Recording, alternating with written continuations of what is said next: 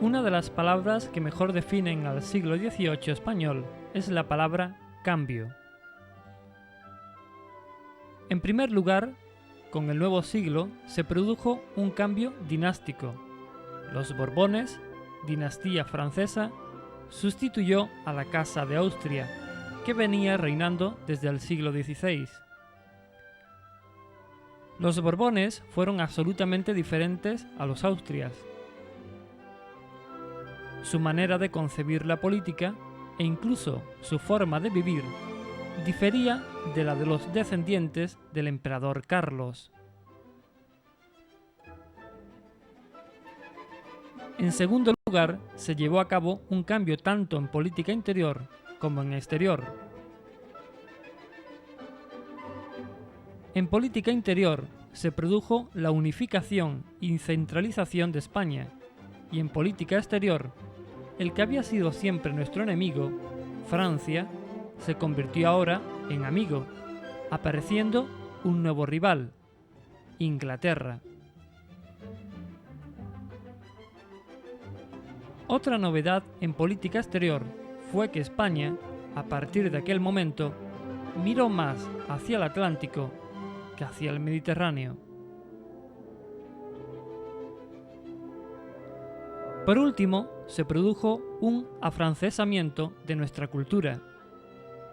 Se intentó imitar todo lo que era francés: el vestuario, los muebles, las costumbres, la literatura, para acercarse, de alguna manera, a la recién llegada dinastía.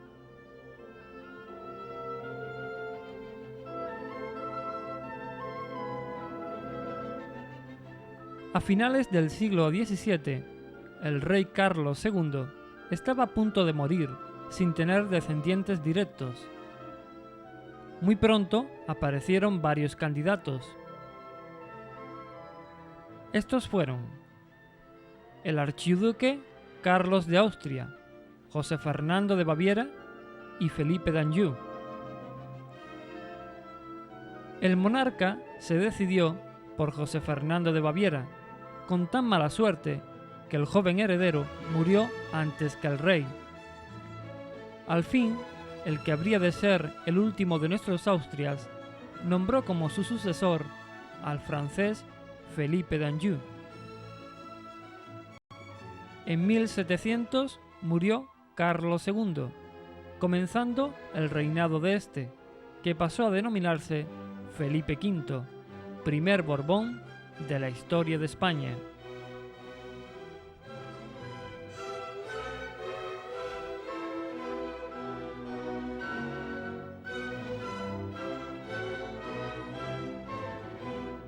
El archiduque Carlos no se resigna a perder la corona hispana, lo que provoca el desencadenamiento de una guerra sucesoria que duró desde 1700 a 1713. En dicha contienda participaron a favor del Borbón, Castilla y Francia, y a favor del archiduque, los reinos de la Corona de Aragón, Alemania, Austria, Inglaterra, Holanda y Portugal. La guerra finalizó con la firma del Tratado de Utrecht, mediante el cual las potencias firmantes reconocían a Felipe V como rey de España, pero a cambio nuestro país se vio obligado a ceder importantes territorios en Italia, Flandes e incluso España, como el caso de Gibraltar. Tras la guerra, Felipe V, al fin, comienza a desarrollar su política unificadora y de reformas.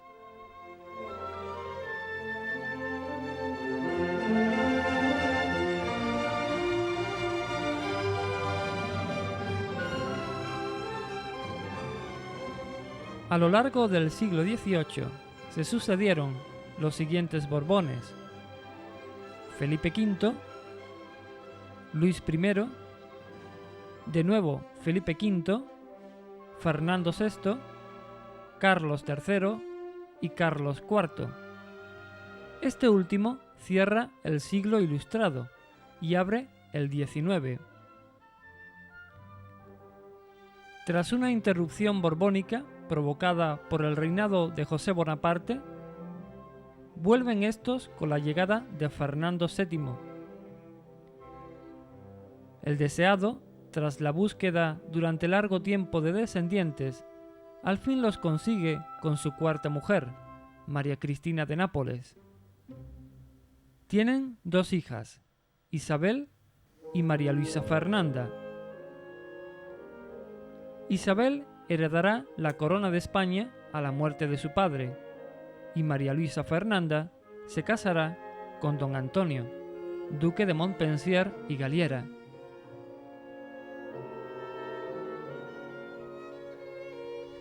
Mientras que esto ocurre en España, en Francia, en 1830, se produce una revolución liberal en la que cae el absolutista Carlos X.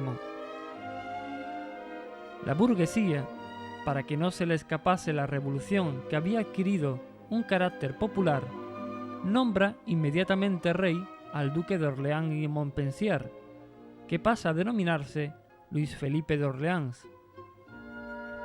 Este estaba casado con María Amalia de las 2 Sicilias. Pues bien, don Antonio era el 5º hijo de dicha unión. Con el matrimonio de don Antonio con María Luisa Fernanda, en 1846, se produce la primera interconexión Orleans-Borbón. Esta se volverá a repetir con 2 nuevos enlaces, los hijos de don Antonio y María Luisa Fernanda, María de las Mercedes y Antonio.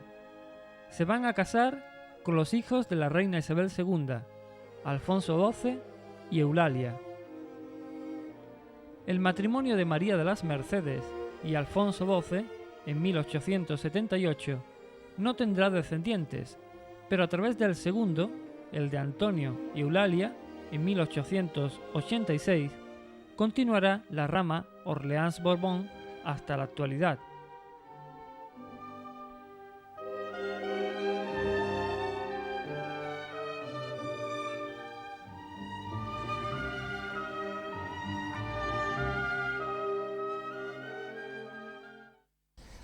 Pero tenemos que remontarnos al abuelo de don Alfonso. En el año 1846 se celebran una doble boda en España, que es la reina Isabel II con su primo, hermano, don Francisco de Asís, y su hermana única, la otra hija de Fernando VII, es su hermana doña Luisa Fernanda, María Luisa Fernanda. Se casa con el hijo pequeño del rey de Francia, de Luis Felipe de Orleans. Entonces viene a España, este príncipe francés, se casan en Madrid, primero una ceremonia en el Palacio Real y luego en la Basílica de Atocha, se casan a la vez, el mismo día, las 2 hermanas. Por razones políticas y muy complicadas, sería un poco laborioso de explicar, sino el hecho es que en Inglaterra no veían con buenos ojos, porque esas bodas eran todas bodas muy políticas, en los matrimonios reales. Porque muchas veces, sobre todo antiguamente, es que una persona se casaba con una princesa extranjera e incorporaba a su reino las propiedades de esa princesa extranjera y cambiaba las fronteras por los matrimonios. Entonces también había una enorme influencia política.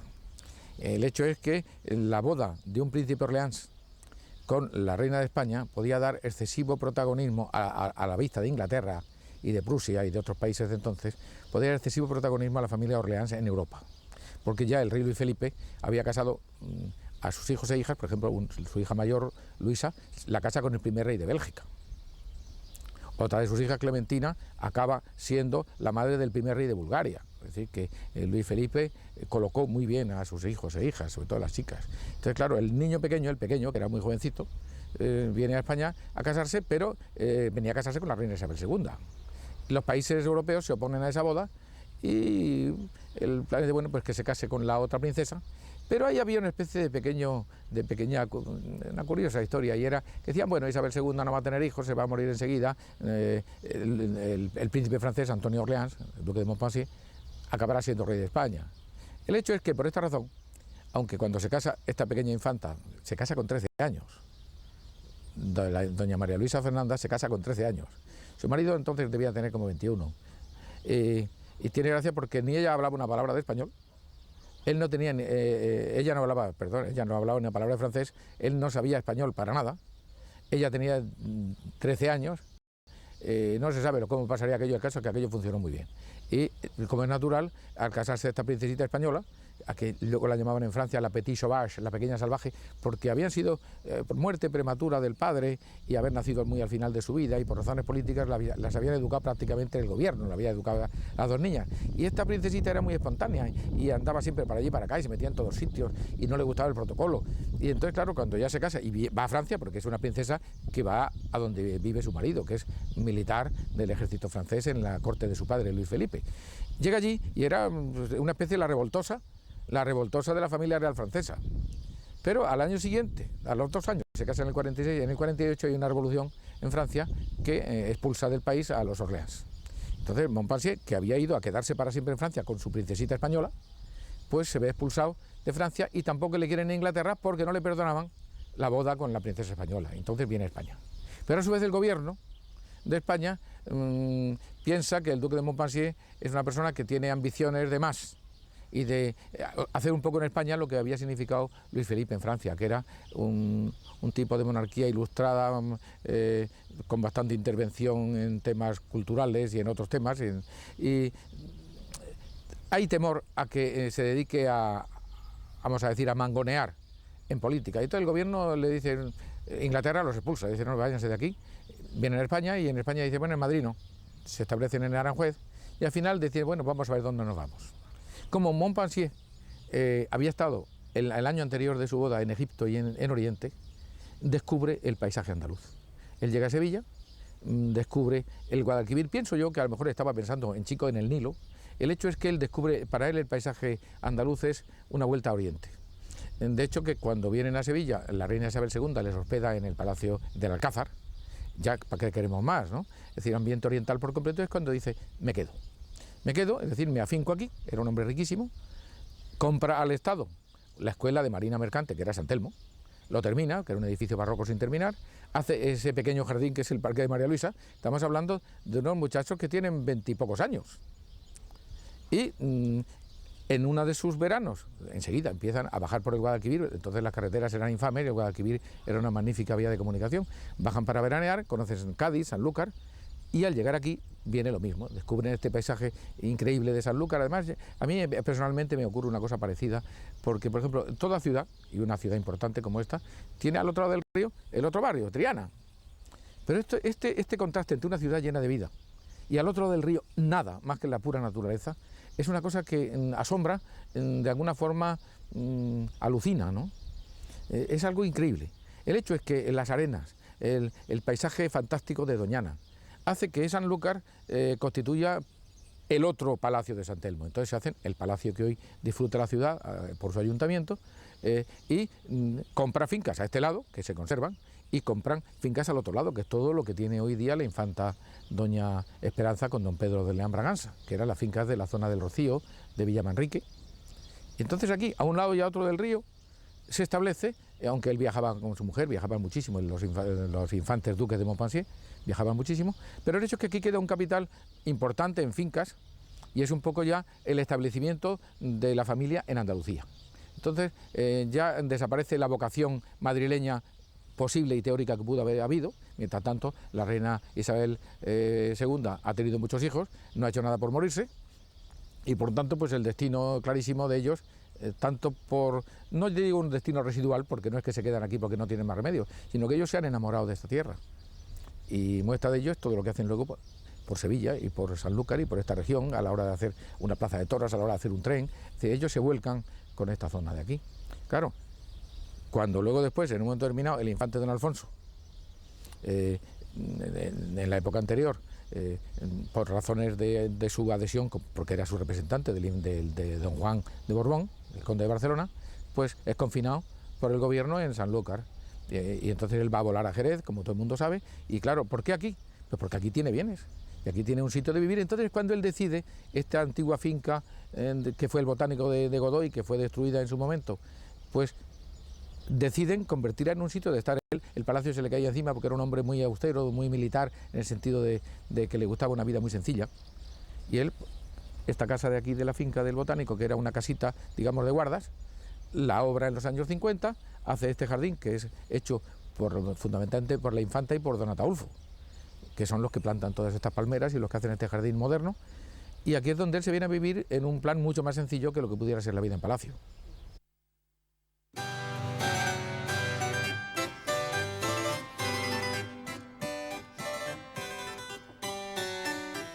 Antonio y Eulalia tienen 2 hijos, Alfonso y Luis Fernando, este último sin descendientes. Alfonso, duque de Galiera, se casa en 1909 con Beatriz, hija de Alfredo I, duque de Sajonia-Coburgo-Gotha y nieta de la reina Victoria de Inglaterra. La 4ª generación la integran los hijos de este matrimonio: Álvaro, Alonso y Ataulfo. Álvaro, que sigue conservando el ducado de Galiera, se casa con Carla Parodi. Fruto de dicha unión son Gerarda, Alonso, Beatriz y Álvaro.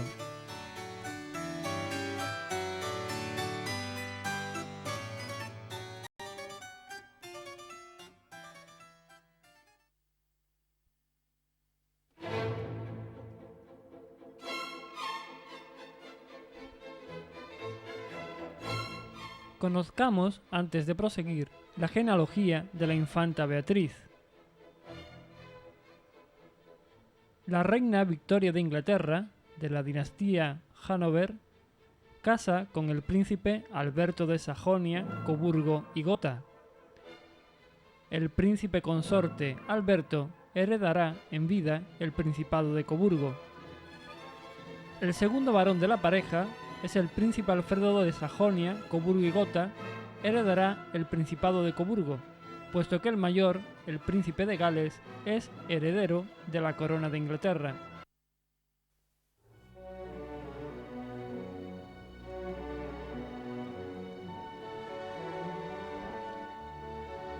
El príncipe Alfredo de Sajonia, Coburgo y Gotha, duque de Edimburgo, se casa con la gran duquesa María Alexandrovna de Rusia, única hija hembra del zar Alejandro II, de la dinastía Romanov.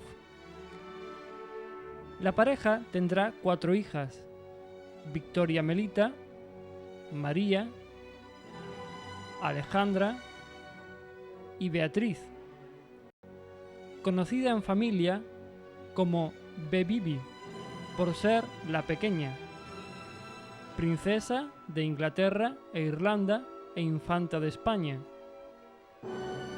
Beatriz de Sajonia, Coburgo, Gotha y Rusia. Nace en Inglaterra en el año 1882, en la propiedad real de Kew Gardens.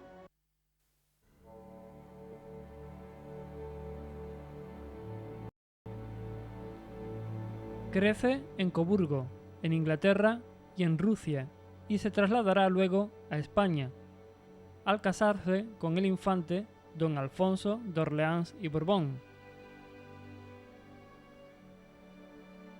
Se casan en Coburgo en el año 1909.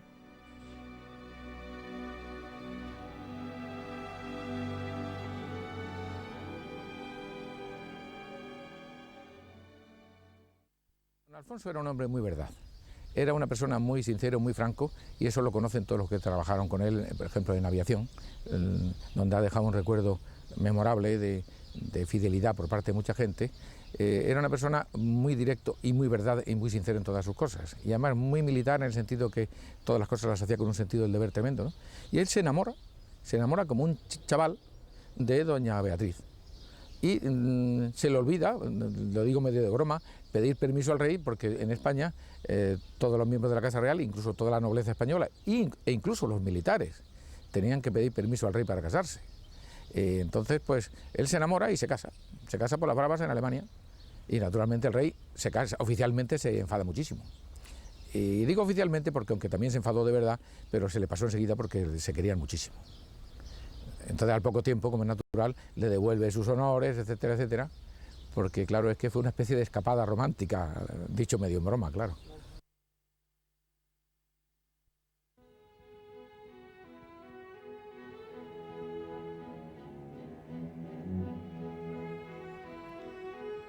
La última intervención de Manuel Godoy en Sanlúcar fue la creación del Jardín Botánico. La idea partió de una casualidad. El cónsul de Marruecos, Antonio González Salmón, envía a Godoy argán, planta procedente de África, cuya semilla produce aceite, con la intención de aclimatar dicha especie en la península.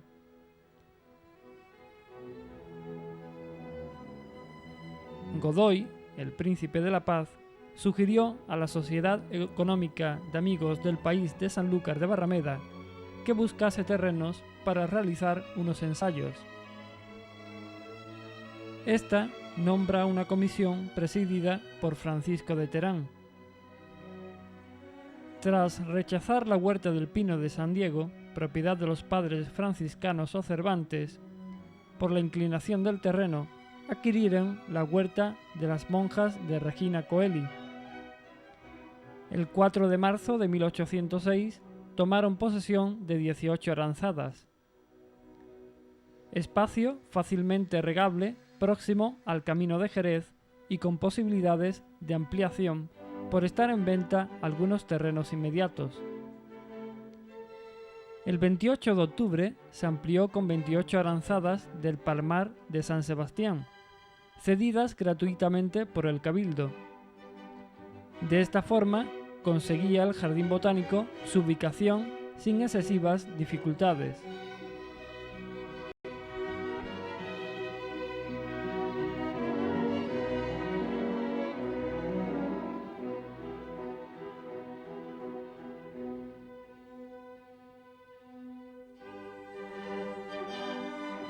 El Jardín Botánico abrió en otoño de 1806. En mayo de 1808 fue destruido tras el motín de Aranjuez y en agosto de 1809 tenía 25.000 árboles. Con estos datos hemos de pensar o que el asalto fue menos agresivo de lo que tradicionalmente se ha creído, o que las iras del pueblo se dirigieron más a las edificaciones, casa, puentes, norias, que a las propias plantas.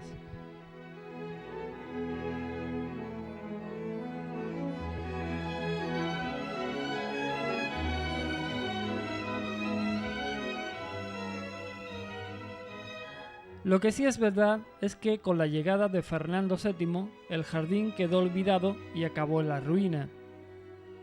Godoy, desde su exilio parisino tras su caída, al escribir memorias críticas y apologéticas para la historia del reinado del señor Carlos IV de Borbón, se refiere al prodigioso jardín de Sanlúcar, confesando que este iba a ser el modelo de otras escuelas de agricultura que pensaba establecer.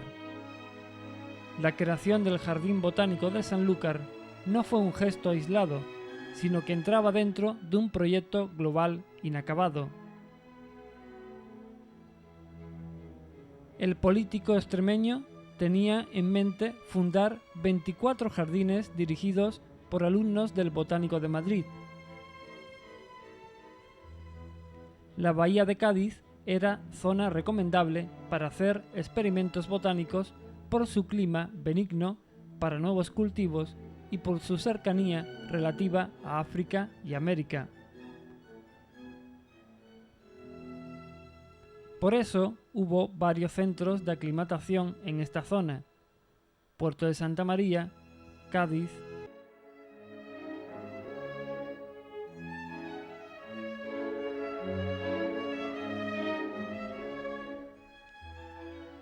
Nos remontamos a septiembre de 1852, cuando el duque de Montpensier determina comprar el Botánico, consciente de la escasez de agua y de que las cañerías no le habían dado suficiente para su palacio recién construido.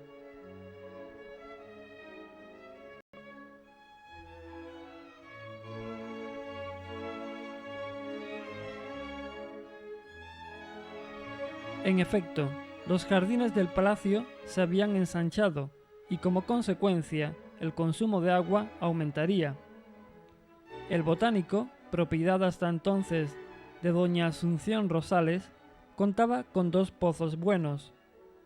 Ahora lo que pedía el duque era la compra a censo de las cañerías de barro, que el ayuntamiento había dejado de utilizar por la construcción de unas de hierro, en el recorrido que iba desde la taquilla de Huevo Blanco hasta la iglesia mayor.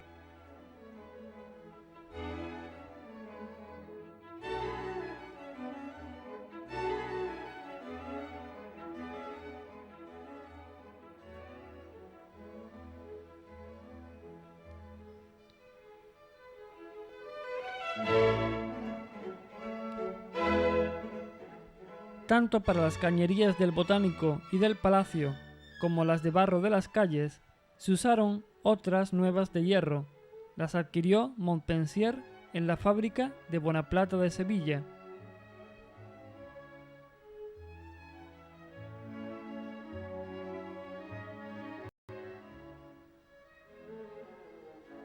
En 1875, probablemente para compensar los trastornos causados a raíz del agua, Montpensier donó 60.000 reales con destino a las obras de conducción y distribución del agua potable.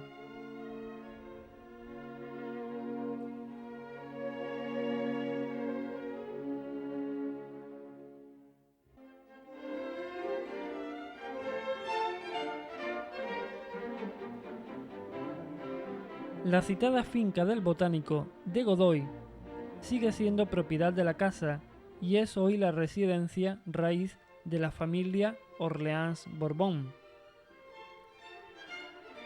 Curiosamente, por el recuerdo histórico de lo que por un tiempo fue, sigue llamándose el Botánico, a pesar de que su actual arbolado y ajardinamiento es obra de los infantes don Alfonso y doña Beatriz, posterior a la Guerra Civil, llevada entonces a cabo por su hijo menor, don Ataulfo, y continuada felizmente en nuestros días por doña Carla, esposa de su recientemente fallecido primogénito, don Álvaro de Orleans-Borbón y Sajonia-Coburgo-Gotha.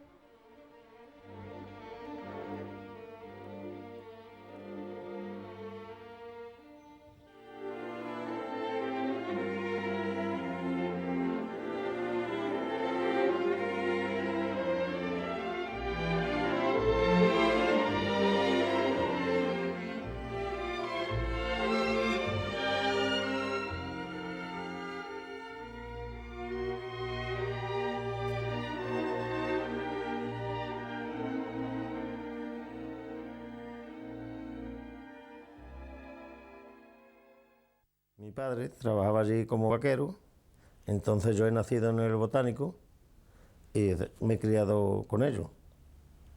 Y había una amistad, un respeto mutuo entre todos, todo ha funcionado muy bien y aún sigo yo con ellos.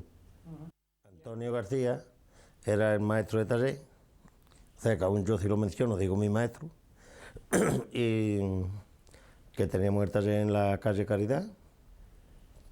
Y José Luis Parada pues estaba de aprendiz con nosotros y cuando ya era un medio oficial el hombre se tiró a los toros y fue funcionando, parece ser bien.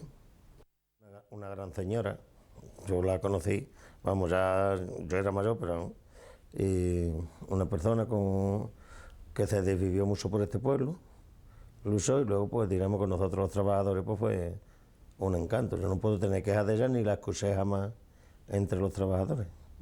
El infante, bueno, pues un señor que tenía mucho contacto con nosotros, con los trabajadores, o sea que no era el típico señor este que se retira, sino que si iba al taller, iba allí al taller, o si estábamos en el campo, en las vendimias estaba con nosotros, en fin, que era un señor que se interesaba y hablaba, y pues se puede hablar muy bien de él. El matadero municipal que había en Sanlúcar, donde sacrificamos toda serie de animales para el consumo del pueblo, pues estaba justamente enfrente del Botánico. Y el infante tenía por costumbre el irse a La Ballena, que tenía una playita particular, un terreno que tenía ahí, que decía todos de donde viene el nombre de La Ballena, a bañarse. Y tenía un coche en el cual lo conducía él y detrás llevaba un remolque para los perros. Era un aficionado a los perros de esta cosa sagrada. Y yo, que claro, habitualmente era mi profesión, y además cuando él regresaba todos los días de La Ballena, estaba, si no en la puerta, cargando o mandando cargar la carne y examinando, pues de esa manera le conocí. Claro, luego el botánico estaba tan cerca, el infante, que se aburría bastante de estar allí, aunque estuviera allí en su, pues cogía el teléfono y todos los días me estaba llamando. Y claro, pues me pasaba tanto tiempo en el matadero como me pasaba en el botánico hablando con él. De eso viene de la amistad que yo tengo con ellos. Si quieres que te cuente una anécdota que sí que pueda tener para la gente, pues sí, tiene una que tengo, que la gente lo recuerda, vamos, se lo recuerdo y se lo cuento a la gente, verás. Tenía unos 5 o 6 perros, todos eran, ninguno era de raza buena, pero tenía una significación especial porque los perros se llamaban nada más la palabra Pipo, o sea que era Pipo primero, Pipo segundo, Pipo tercero, hasta Pipo sexto. Y uno de los pipos que tenía de los perros, pues era muy viejo ya, y el infante tenía pasión por él.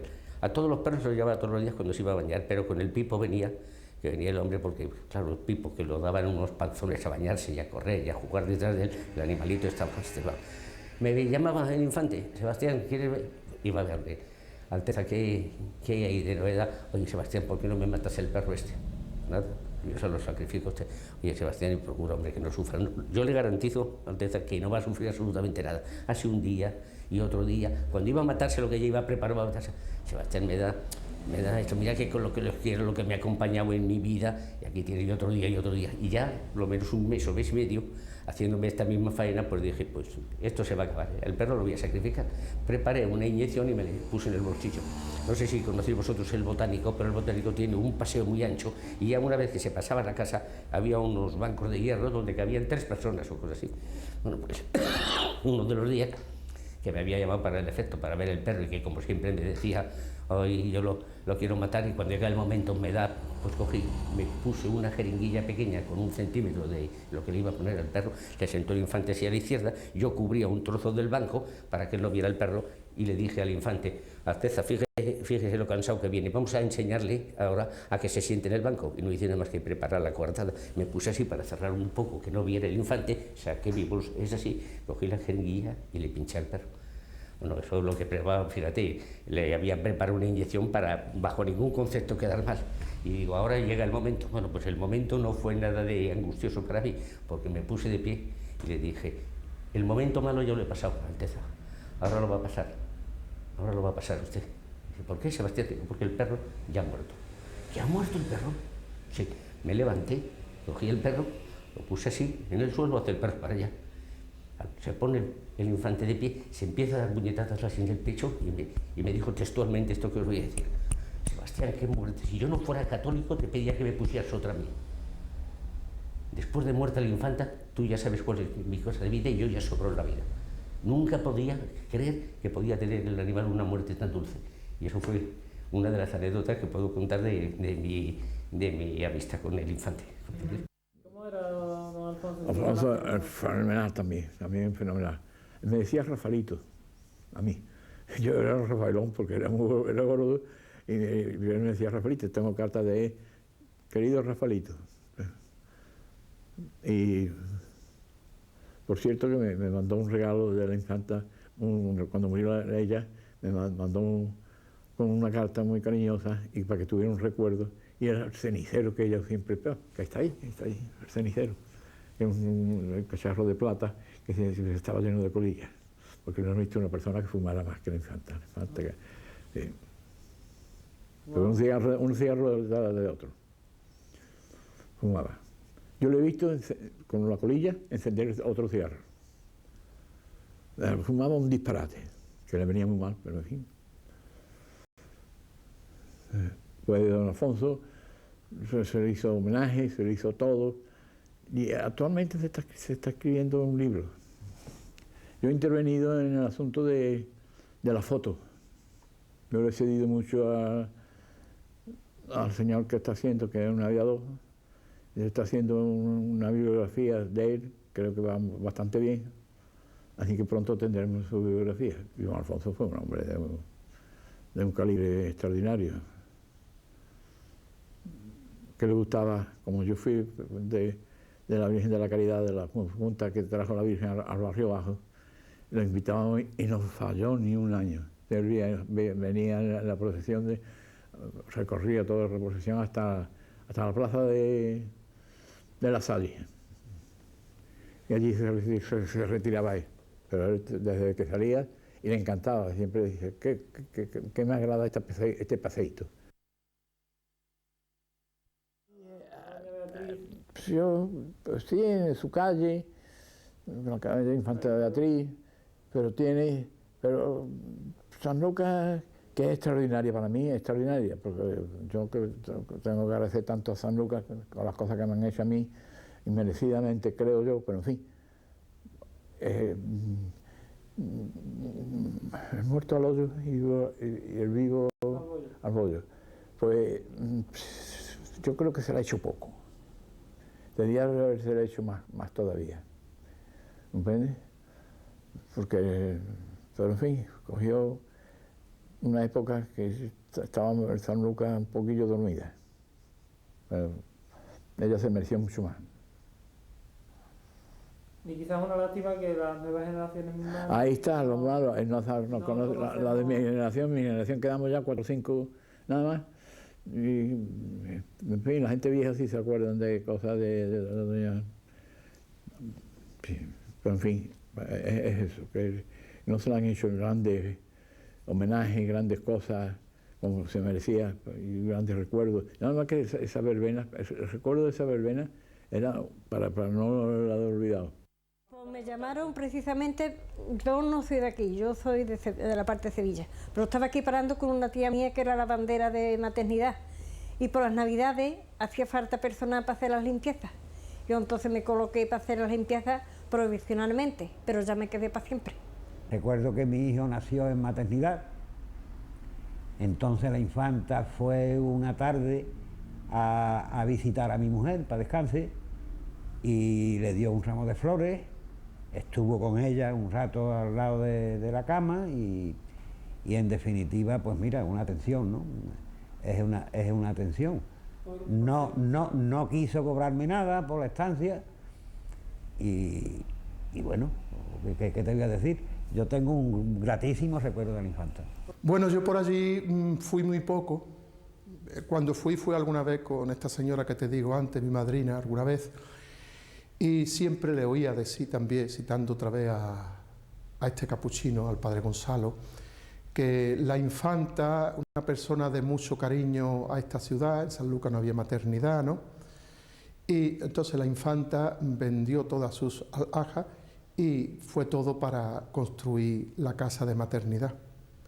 O sea que fue una entrega total. Y todo en verano se celebraba una gran fiesta en el Gran Cinema, la fiesta de él y ella, y venía toda la gran sociedad de España para ayudar con esa fiesta a seguir viviendo esta casa de maternidad.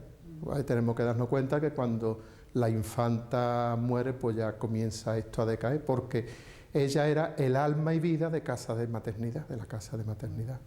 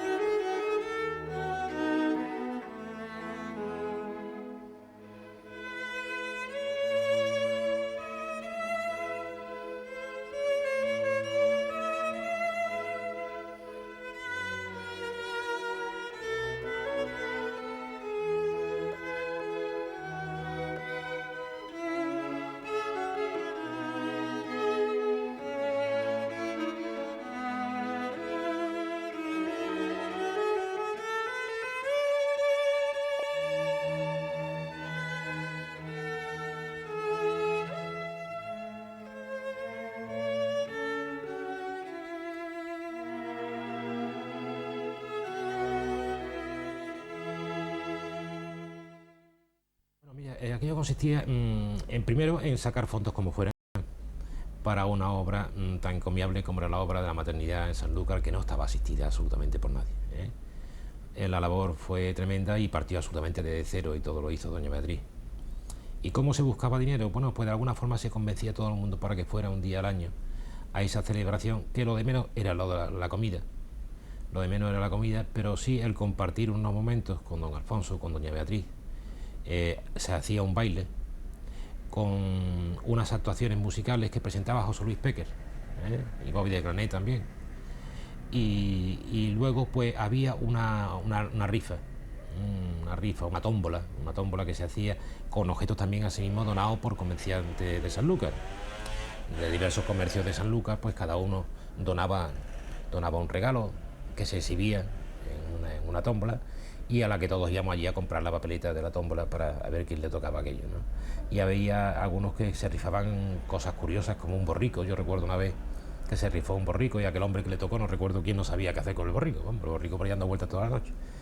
Y la cosa era participar de aquello. Se sacaba, la verdad, pues en aquella época mucho dinero, porque la tómbola se quedaba vacía, las papeletas se quedaban vacías. La tómbola era asistida por señoras de Sanlúcar, que se prestaban voluntariamente a estar allí toda la noche vendiendo papeletas. Y luego se hacía un baile al final de la cena, un baile que abría don Alfonso con doña Beatriz. Y ellos pues estaban hasta una hora que consideraban prudente. Era verano, una época siempre de calor, y compartían hasta la 1, hasta la 1:30, luego se retiraban y ya seguía más o menos la juventud sigue bailando. Primero estuve cuidando a los niños, tuve 3 años cuidando niños, porque la infanta no quería que hasta que no fuéramos mayores de edad pasáramos a la parte de las mujeres. Y como yo entré con 19 años, pues estuve primero en la parte de los niños, cuidando a los niños que allí se criaban, que los niños los teníamos 2 años criándolos. ¿Ustedes sabéis que allí se criaban niños? ¿No? Pues allí Un poco cómo era aquello. los niños que nacían y sus padres eran muy pobres, no podían criarlos, se quedaban allí después de nacer. Pero había otros que se los llevaban, y al cabo del tiempo estaban tan malos que lo tenían que volver a llevar a maternidad, y ya lo ingresaban allí, lo teníamos 2 años criándolo. Y a los 2 años se le entregaban a sus padres con las 3 muditas de ropa que se le entregaba y eso, y ya terminábamos esa. Cuando salió una duela de niños volvía a entrar otra, y así estuve 3 años cuidando a los niños. Ya después pasé a la parte de enfermera. A la parte alta era para gente de pago, y el bajo era para la beneficencia. Que hacía falta gente, habitaciones abajo para la gente de beneficencia, iban arriba. No tenían preferencia, iban arriba. Las primeras eran la gente de beneficencia, pero claro, la gente de pago ayudaban a llevar un poco maternidad, porque eso no tenía ingresos ninguno. Hasta que no vino el plan del seguro, que hicieron contratos con el seguro y eso, entradas de dinero no tenían ninguno, era todo a base de beneficencia. Y después también, bueno, las verbenas estas que se organizaban, ¿no? Claro, por eso te digo que todo era de beneficencia. Las verbenas las organizaban, las fiestas que hacían en el cine y era una entrada que tenía por lo menos para muchos donativos que daban los americanos.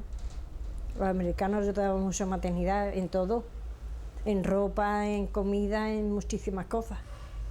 Hay una cosa que nos hablaba la gente, que es la gota de leche. Sí, eso era porque las madres tenían los niños, y cuando salían de eso, de maternidad, se apuntaban a que le dieran los biberones, y le daban 6 meses de biberones, 6 biberones diarios, y a los 6 meses ya le daban de alta al niño, le daban 1 mes de comida a la madre, y ya terminaba ahí el periodo de maternidad.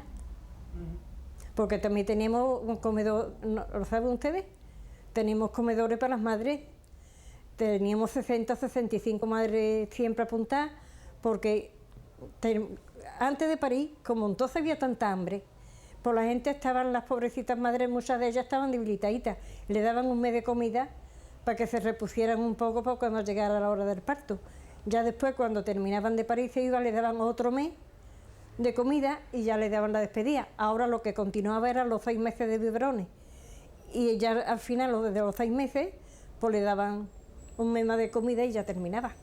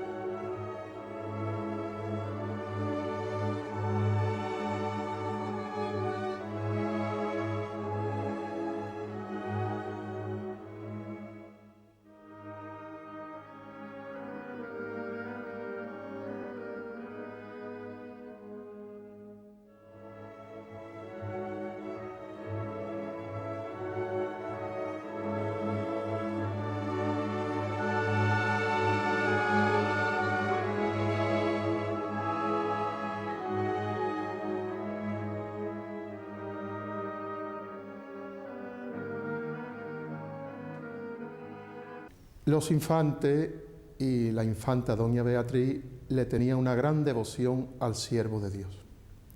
La infanta venía todos los domingos a oír aquí la misa celebrada por su confesor, su director espiritual, el padre Gonzalo de Córdoba.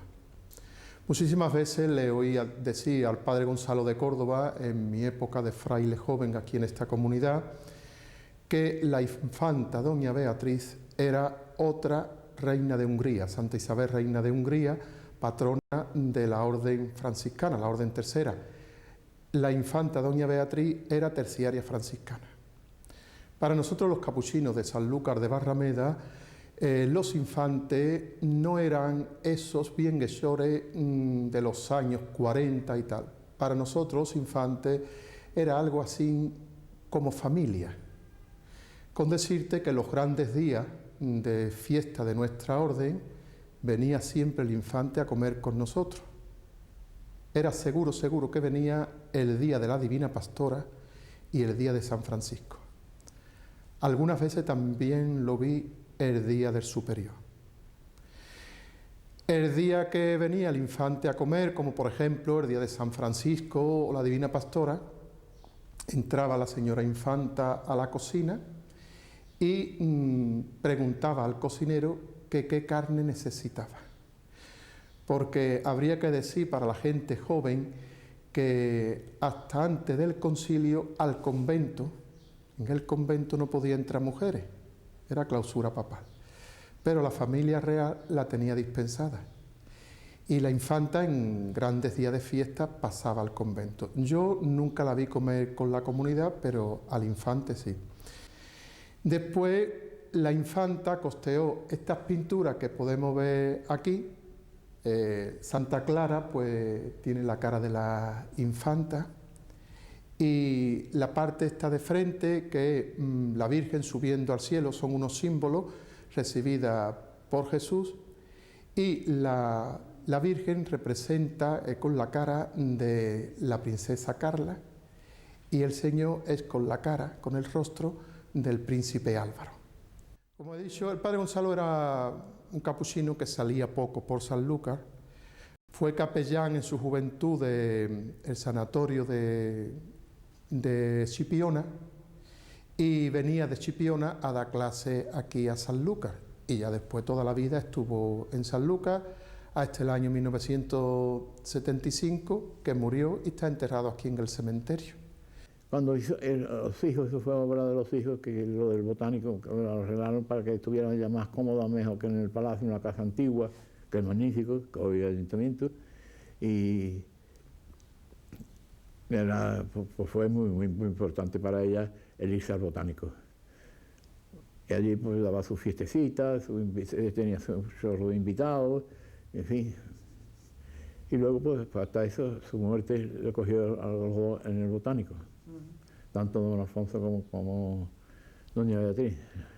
Yo, doña Beatriz, tengo un recuerdo, fui de su muerte, porque fui el único sanluqueño que la vio muerta. Por una circunstancia, se embalsamó. Y en el embalsamiento, el infante quiso que yo fuera el testigo, porque obligaba la operación del embalsamento un testigo, y el testigo me eligieron a mí, y yo con muchísimo gusto pues estuve presente. Lo mismo ocurrió cuando el infante, que me llamó precisamente Beatriz, me dijo: Rafael, ocúpate de esto, y sí, y yo lo hice con mucho cariño también, las dos cosas. Y así que pues, y después, una vez embalsamado y cerrado el ataúd con soldados y todo, se trasladaba al palacio, al patio del palacio, donde desfilaba el pueblo de Sanlúcar. Yo llegué a la presidencia del Círculo de Artesanos, el año 51, y ya Ramón Asquerino, Romo, tenía relación con la infanta, que había hecho 2 exposiciones en los años, me parece, 47 y 48. Cuando llegué, pues la remonté otra vez, y como la infanta había estado desde el principio con nosotros, con el artesano, pues por mediación de Ángel Louro, que era secretario del infante y socio del casino, pues seguimos la relación otra vez. Y efectivamente la infanta, como siempre, se prestó generosamente a patrocinar la exposición, estaba con nosotros, recogíamos premios, venía con nosotros, se sentaba con nosotros a ver colgar los cuadros, en fin, era una relación bastante sencilla, bastante normal. Ella por supuesto prescindía de todo protocolo, nosotros éramos pues nada, en fin, uno el presidente, otro era Manolo Romero, carpintero, maestro carpintero, un gran artista, creo que, en fin, dicho entre, por supuesto muy querido por la infanta. Una vez le regaló un gatito en un cesto, se lo llevó con florecitas el gatito aquel. El problema del gatito para Manolo fue que no comía. Un gatito de esos, comprende, y todos los días me decía Manolo a mí, ¿qué apuro tengo? ¿Por qué, Manolo? ¿Qué pasa? Pues lo que pasa es que el gatito no come, se me va a morir. ¿Y qué va a pensar la infanta cuando se me muera el gatito? El gatito era un desastre. Ni comía, ni bebía, ni nada. Era muy bonito, yo recuerdo, se lo llevó en una cestita, era muy bonito. Pero bueno, Manolo al final el gato se murió, no sé qué, en fin, no. Entonces tuvimos una relación muy bonita. La infanta al artesano lo distinguía bastante. La verdad es que no sé, quizá por la sencillez que había allí, entonces había un respeto enorme, se la respetaba muchísimo y con cierta asiduidad nos visitaba, venía alguna vez a nuestros conciertos, ahí está, al final nos regaló un piano maravilloso.